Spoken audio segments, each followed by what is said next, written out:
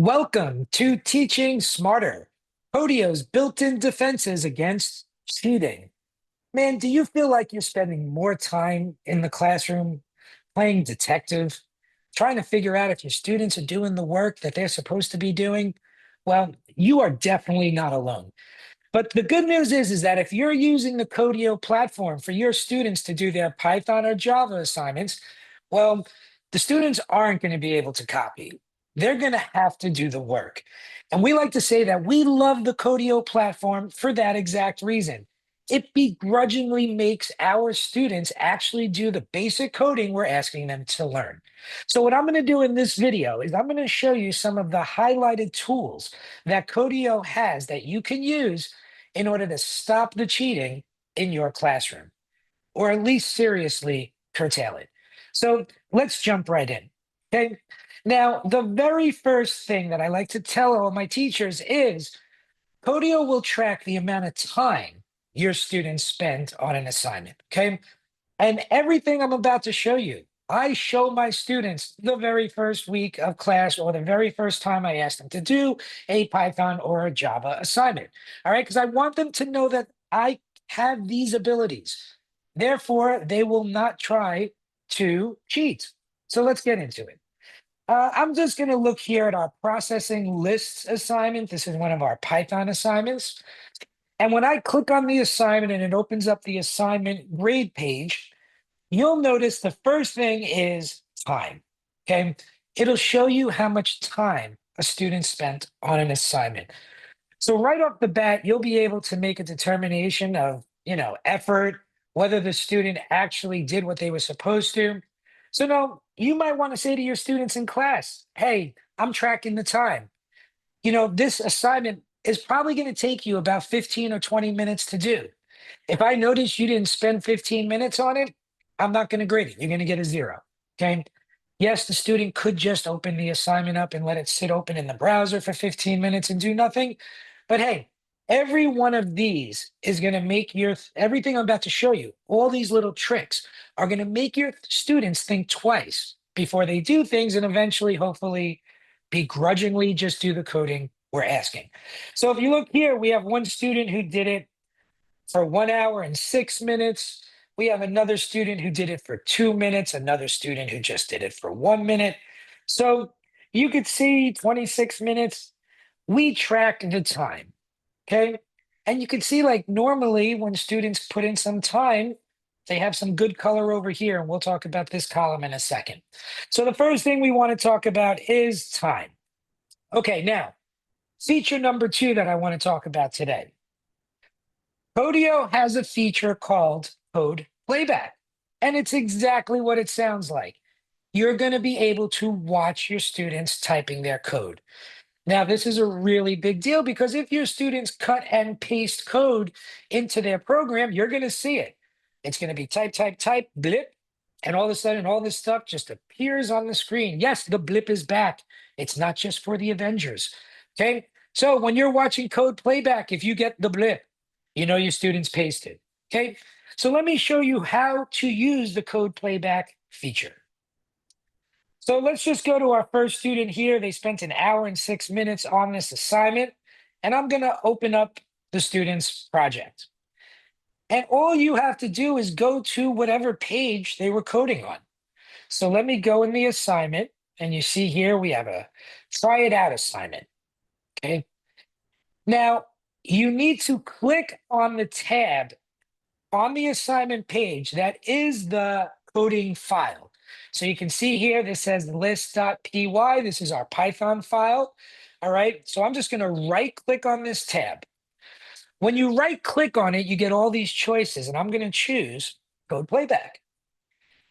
And then I'm going to hit play. And you'll be able to watch your students typing their code. All right. So you can see here that Sanchez is doing everything Sanchez is supposed to be doing, typing in the code. I don't see the blip, so I know they're not cutting and pasting. All right. Now, when your students are doing it, if they make a mistake while they're typing, you'll see in code playback, it'll put a little dash in it, show you that they deleted and go back. So When teachers reach out to me and they always say to me, like, well, how do I know if a student did the code using ChatGPT or Replit? Because Replit doesn't have kids code anymore. It does the coding for them. This is your best and first line of defense here when you're doing the coding assignments, code playback. And what I like to do in my classroom is I assign the students a coding assignment. I have them do it, basic coding assignment. And then afterwards, I show them the code playback feature. All right. I show them that I'm able to watch their codes. I can see that they didn't do what they were supposed to do, along with the time they spent on it. They couldn't possibly have done the assignment in 2 minutes. And right then and there, your student's going to be like, hey, this teacher's got me, man. Maybe it might just be easier to do what they're asking. Okay. So code playback. Okay. Now, Codio goes way beyond that. Okay, you see, because Codio is a wonderful platform that is always tracking your students' data and analytics. And since it's doing that, it has another feature that you can turn on or turn off for your entire course. And that's called Behavior Insights. Okay, what Behavior Insights is, it's a platform that is going to track different factors while your students are working. And then it's going to give you a color that is telling you a probability that they did the work on their own. So rather than explain it to you, let me just show you how it works. Okay. So let's go back to our assignment right over here, processing a list. You'll notice that we have a column right here called behavior. And as I scroll through behavior, you'll notice that we have a different color kind of for each student. Okay. And I mean, we've learned since kind of grade school that green is good, red is bad, right? Yellow is kind of okay. So I'm going to show you exactly how this works. Let's click on the behavior insight square for Sanchez. So we already watched Sanchez code. We watched Sanchez. We know Sanchez typed the code all by itself. So now take a look. Here is what Behavior Insights does. First, it'll show you the time spent. Okay. And then it even tells you, kind of like based on whatever it is, what might have been going on with the student. So it says, students' excessive amount of time spent on this assignment could indicate struggle or frustration. This might be normal if the student types very slowly or the program has a long compile or execution time. Okay, so the reason that it's yellow is because, hey, it's just letting you know the student might have had an issue. Okay, now, student speed of programming over here is uncharacteristically fast for thoughtful work. Okay, and then over here, it tracks a couple of other things. The all important history of external pace. This above everything else is going to be the column that you're going to go to first. Remember, I told you when you watch code playback, you'll be able to see the blip and see it just appear on the screen. Well, guess what? The blips will appear right here. You'll be able to click on any paste right here, and it'll tell you the exact lines of code that were pasted. Okay, so then you'll be able to go back to the student and say, I know you pasted code. They'll say, I didn't paste code, and yet you did. You pasted these lines right here. And then you can even show them that the platform's telling you that. Now, you can then turn it around and make it a teaching moment. Hey, I'm not going to discipline you now, but guess what? Please do the work I'm asking you.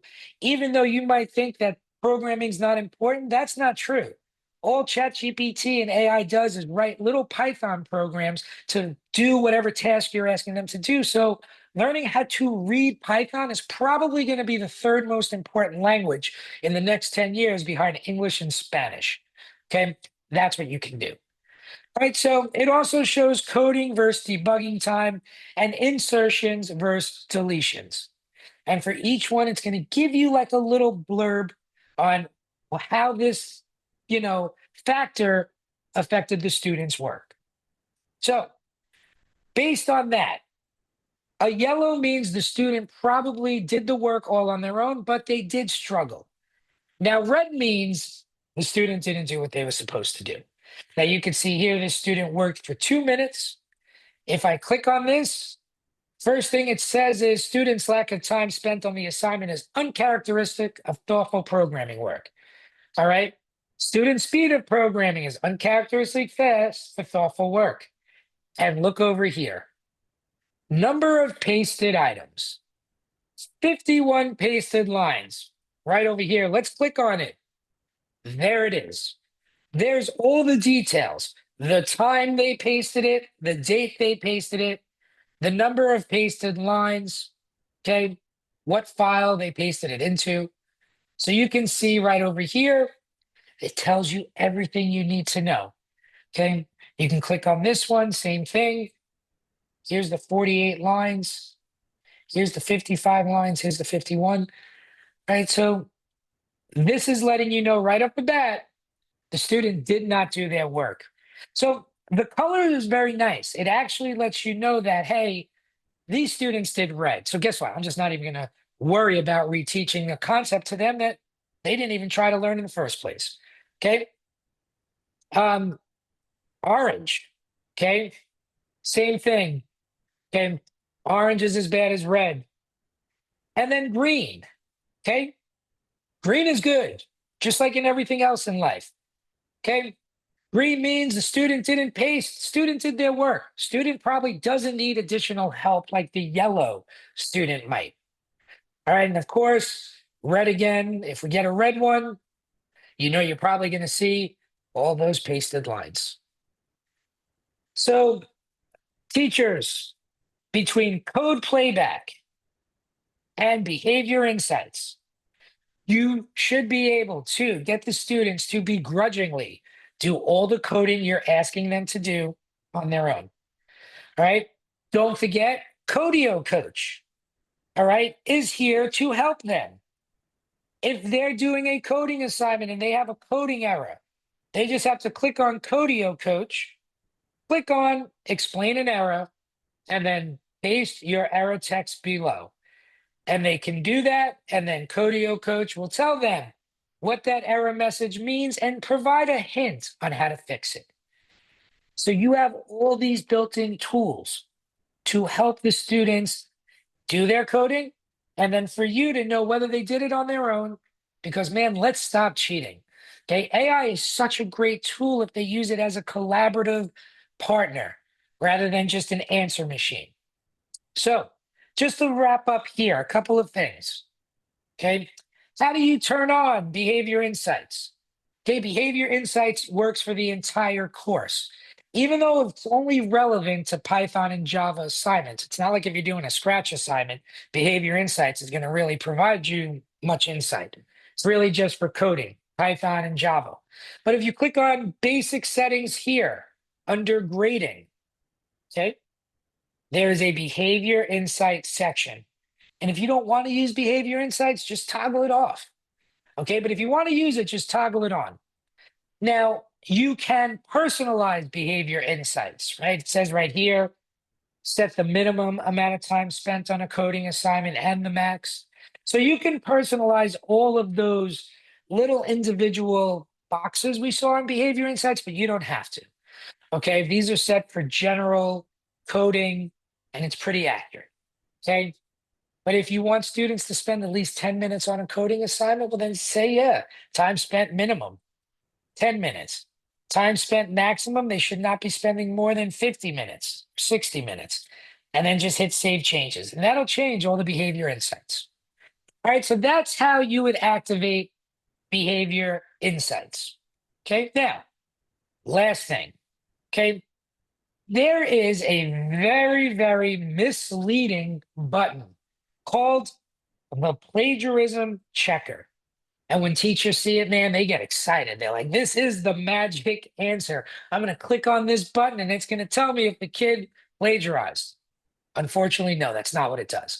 The plagiarism checker is not relevant for our course. Okay. We use behavior insights and we use code playback. What the plagiarism checker is, all right, is if you wanted to make up your own assignment, all right, you could actually upload kind of like a sample code and it would cross check it and it would check, if the student plagiarized. But You'll see it's going to appear in every single assignment right here, the blue plagiarism button. Okay. It's not relevant to our course. Okay. But if you'd like to learn more about it, you just have to go to Codio's help and type in plagiarism checker, and it'll tell you all about it. Okay. So I just wanted to point out these features for you. Let's get the upper hands on our students.